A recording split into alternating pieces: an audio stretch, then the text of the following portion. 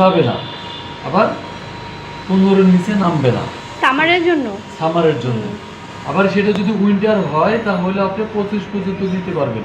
শীতের মৌসুমে temperature set করে দিয়ে রাখবেন 17-16, গরমের সময় বাড়াই দিয়ে রাখবেন কত 20 না 18-19। যদি তারপরে ঠান্ডা কম হয় তাহলে বেশি দিয়ে রাখবেন, ঠিক আছে। আর সিজন তো এটা দিয়ে চেঞ্জ করলেন। আর এটা হচ্ছে সাইড লকটা লক করে দিয়ে রাখবেন, আবার চাপ দিয়ে দিলে লক করে যাবে। আর কিছু না। আচ্ছা, এই লাইটটা কি আমি জ্বালিয়ে রাখতে চাইলে পারবো না? এটা অফ হয়ে যাবে? অফ হয়ে যাবে। এটার একটা সময় দেওয়া আছে, এই সময় অন্তরে অফ হয়ে যাবে। আমি তো ভাবছি এটা জ্বলে থাকবে, জ্বলে থাকলেই তো ভালো হতো। টেম্পারেচারে চাপ দিয়ে রাখবেন, চাপ দিবেন তাহলে জ্বলে উঠবে। আর এখানে হচ্ছে যে আপনার ঠান্ডা যদি নরমালে বেশি দরকার হয় তাহলে এটা হচ্ছে ম্যাক্সিমামই দিয়ে রাখবেন। কিন্তু ওটা হচ্ছে ম্যাক্সিমামে দেওয়ার দরকার নাই, আবার মিনিমামেও দেওয়ার দরকার নেই। মিনিমামে দিলে নরমালি কোনো ঠান্ডা আসবে না, ম্যাক্সিমামে দিলে সর্বোচ্চ ঠান্ডা আসবে, ঠিক আছে। এটা অল টাইম মিডিয়ামে দিয়ে রাখবেন। আর এই যে একটা নিচের একটা বাটির মতো আছে, ওই বাটির মতো ওইটা জায়গা ফাঁকা করে রাখবেন যাতে বাতাসটা সুন্দর করে যেতে পারে। ওই যে দিচ্ছি। আর এখানে কিছুই নাই, এখানে এই দুটো অপশন আছে, একটা পাওয়ার সেভিং মোড আর একটা হচ্ছে সুপার কুল মোড। এই সুপার কুল মোডে আপনি সর্বোচ্চ 1 থেকে 96 ঘন্টা পর্যন্ত সেট করতে পারবেন। আমরা হচ্ছে যে এখানে টেম্পারেচারটা সেট করতেছি 18-19-20 টেম্পারেচার সেট করতেছি, কিন্তু এটা সুপার কুল মোডে টেম্পারেচার সেট হবে না, ঘন্টা সেট হবে, ঠিক আছে। তো এইটা বেশি একটা দরকার পড়ে না। আর এটা হচ্ছে পাওয়ার সেভিং মোড। এই সেভিং মোডে দিলে আপনার অল টাইম হচ্ছে 16-তে কাজ করবে। আমরা টেম্পারেচার সেট করে দিয়ে রাখলাম 17, 18, 19, হ্যাঁ, কিন্তু এগুলো আমরা সেট করতে পারবো না। পাওয়ার সেভিং মোডে অল টাইম 16-ই কাজ করবে। পাওয়ার সেভিং মোডে দিয়ে রাখলে কি ভালো? পাওয়ার সেভিং মোডে কখন দিতে পারবে? যখন আপনার নরমালি খাবার নাই, দিলেও খাবার কম, তখন হচ্ছে পাওয়ার সেভিং মোডে দিয়ে রাখবেন, ঠিক আছে। তাহলে 16-তেই কাজ করবে। এই যে অল টাইম 16-তে কাজ করবে, এই যে কিন্তু দেখাচ্ছে 16-তে। তো এই যে পাওয়ার সেভিং মোডে থাকলে এই সব বাতিটা জ্বলে উঠবে। তো এই খাবার রাখলে সামার বা উইন্টার মোডে দিয়ে রাখলে ভালো। পাওয়ার সেভিং মোডে কি কম্প্রেসারে চাপ পড়বো যদি এমনি ফ্রিজ লোড থাকে? পাওয়ার সেভিং মোডে দিলে আপনার কম্প্রেসরের উপরে চাপ পড়বো না। কারণটা হচ্ছে আপনার নির্দিষ্ট একটা টেম্পারেচার দেওয়া আছে, এখানে 16। এই 16-তে দেওয়ার কারণে হচ্ছে আপনার 16 পর্যন্ত টেম্পারেচার আসলে অটোমেটিকলি অফ হয়ে যাবে কম্প্রেসর। তো আপনার যখন 16-তে দিয়ে রাখবেন টেম্পারেচার, তখন কিন্তু আপনার নর্মালি খাবারটা প্রপারলি ঠান্ডা হবে না, ঠিক আছে। এই জন্য আপনার 16-তে না, গরমের সময় 18-তে বা 19-এ দিয়ে রাখবেন, ঠিক আছে। এটা কিভাবে দিবেন সেটা দিবেন। উইন্টারেরটা কতটুকু স্ট্যান্ডার্ড?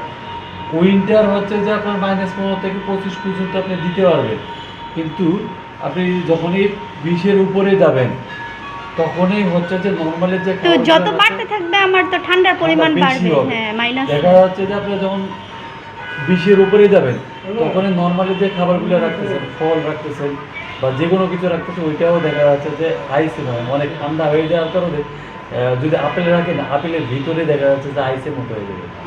আবার হচ্ছে যে খাবারটা রাখছেন, মনে করেন যে ছোলা রাখছেন, ছোলার উপরে ঠান্ডার একটা আস্তর পড়ে যাবে, আবরণ পড়ে যাবে। তো এই জন্যই আপনি যখন খাবারটা রাখবেন, কিন্তু আমার নরমালটা তো চেঞ্জ হচ্ছে না, মানে নরমালটা আমি শুধু ভিতরে সব ফুল সিস্টেমটাই আপনার ডিবে দেওয়া আছে। ডিবের মাধ্যমে ডিবে ঠান্ডাটা হচ্ছে, ঠান্ডাটা দিতেছে।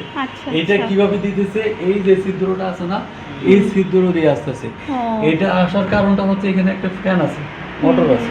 এই মোটরের মাধ্যমে মূল সিস্টেমটা আছে এই জায়গায় নিচে ভিতরে, ওর ভিতর থেকে ঠান্ডা বাতাস মানে এটাকে দিতেছে কিছু। হ্যাঁ, কিন্তু আমি যখন আপনার টেম্পারেচারটা বাড়াই দিয়ে রাখতেছি, ডিবে তো ডিবেই, শুধু ওইটা আইসে হচ্ছে, ওর কাজটা শুধু আইস করা। আইস তো হচ্ছেই, আইসের সাথে সাথে আপনার হচ্ছে নর্মালি যে খাবারটা রাখতেছেন সেটাও আইস করে দিচ্ছে, বুঝতে পারছেন? এই জন্য এটা বেশি একটা বাড়াই দেওয়া যাবে না। আর 17, 18, 19 এর ভিতরেই আপডাউন করবেন। যদি উইন্টারে আপনার 20-15-এর মধ্যে দিয়ে রাখলে আসলে উইন্টার আর সামারের মধ্যে পার্থক্যটাই হচ্ছে একটা, সেটা হচ্ছে আপনার টেম্পারেচার উইন্টারে দিতে পারবেন 15 থেকে 25 পর্যন্ত, সামারে দিয়ে রাখতে পারবেন হচ্ছে 15 থেকে 20 পর্যন্ত। কিন্তু এটা আপনারা কেন মনে করেন যে সামারে তো আরো বেশি দরকার বেশি হয়? হওয়ার কথা। হ্যাঁ, না, এটা দিয়ে রাখছে হচ্ছে আপনার ঠান্ডার পরিমাণের উপরে। ভিতরে এসি আছে না, এসির কুল সিস্টেমটা হচ্ছে যে যেরকমটা সেম এইটা, মানে ঠান্ডার সময় তো ঠান্ডা আরো বেশি দিতে পারবে। ঠান্ডার সময় আরো বেশি ঠান্ডা দিতে পারবো, এই জন্য এইটা না, এটা হচ্ছে যে ঠান্ডার পরিমাণটা আরো বাড়ানোর জন্য উইন্টারটা। আচ্ছা, আপনার তো কোম্পানি, তো আমাদের টেম্পারেচারটা স্ট্যান্ডার্ড সবসময় কিভাবে দিয়ে রাখলে ফ্রিজটা ভালো থাকবে? ওইটাই তো ওইটা বললাম। স্ট্যান্ডার্ড রেটটা বলে যান। স্ট্যান্ডার্ড রেটটাই হচ্ছে 18। 18 আর 18 উইন্টারে আমরা আর উইন্টারে এই সামারে আপনি সামারেও 18 রাখতে পারবেন, তো উইন্টারেও 18 রাখতে পারবেন। এটার বিশেষত্বটা হচ্ছে যে আপনার সামারে কিন্তু 20-এর উপরে যাইতে পারবেন না। আপনার হচ্ছে 20-এ রাখতেছেন, তারপরেও অতিরিক্ত গরম পড়ে গেছে, আপনার খাবারগুলো ঠিক থাকতেছে না, নর্মালি হয়ে যাচ্ছে, বেশ যে যতটুকু ঠান্ডা হওয়ার কথা ততটুকু হচ্ছে না। তখন আপনাকে গরমের সময়ও উইন্টারে দিয়ে 21-এ দিয়ে রাখতে হবে। ও আচ্ছা, বুঝলেন? মানে মোডটা চেঞ্জ করে মোডটা আমরা চেঞ্জ করে দিয়ে আপনি তো সামারে 20-এর উপরেই দিতে পারতেছেন না, হ্যাঁ। কিন্তু আপনি 20-এ দেওয়ার পরেও আপনার খাবারটা প্রপারলি ঠান্ডা হচ্ছে না, তখন কি করবে, উইন্টারে দিয়ে টেম্পারেচারটা 21-এ দিয়ে রাখবে। বুঝতে পারছেন এবার? কিন্তু অত বেশি লাগে না, এটা শুধু যদি খাবার আমার বেশি হয় তখন। আর আপনার খাবারগুলো যখন রাখবেন সবসময় অবশ্যই ঢেকে রাখবেন। রান্না করা তরকারিটা তো অবশ্যই ঢেকে রাখবেন, যেটা হচ্ছে যে বেশি দিন এর জন্য রান্না করছেন, বেশি দিন থাকবে, তো প্রথমে রান্না করার পরে প্রথমে আলাদা করে রেখে দেবেন, আলাদা করে রেখে এক সাইডে রেখে দেবেন, ওটা 3-4 দিন পরে খাবেন। আর ফ্রিজে যদি আমার লোড বেশি থাকে, ধরেন এই কুরবানির সময়, তখন কি একটু লোড বেশি যদি থাকে, লোড কি একদিনেই তো আর বেশি হয় না, কুরবানির দিন ছাড়া।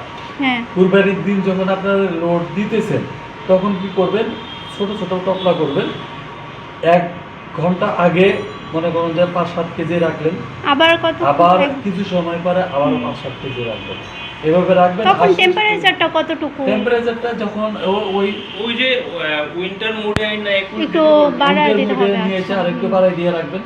এটা এক দিনের ভিতরে পুরোপুরি ঠান্ডা হয়ে যাবে, কিন্তু হচ্ছে অল্টারনেট করতে হবে। পিছনের কিন্তু ঠান্ডা বের পরিমাণ বেশি হবে, কারণ হচ্ছে পিছন থেকে বাতাসটা আসতেছে, সামনে কিন্তু বাতাসটা কম, সেক্ষেত্রে হচ্ছে যে পিছনেরটা সামনে দিয়ে রাখবেন, আবার সামনেরটা পিছনে দিয়ে রাখবেন। এই 3-4 ঘন্টা অন্তর আপনি ঘুরে দিলেই জমে যাবে, আরেকবার জমে গেলে তার কোনো কিছু লাগে না। ঠিক আছে? ওকে, আর কোনো কিছু বুঝে আছে? না ঠিক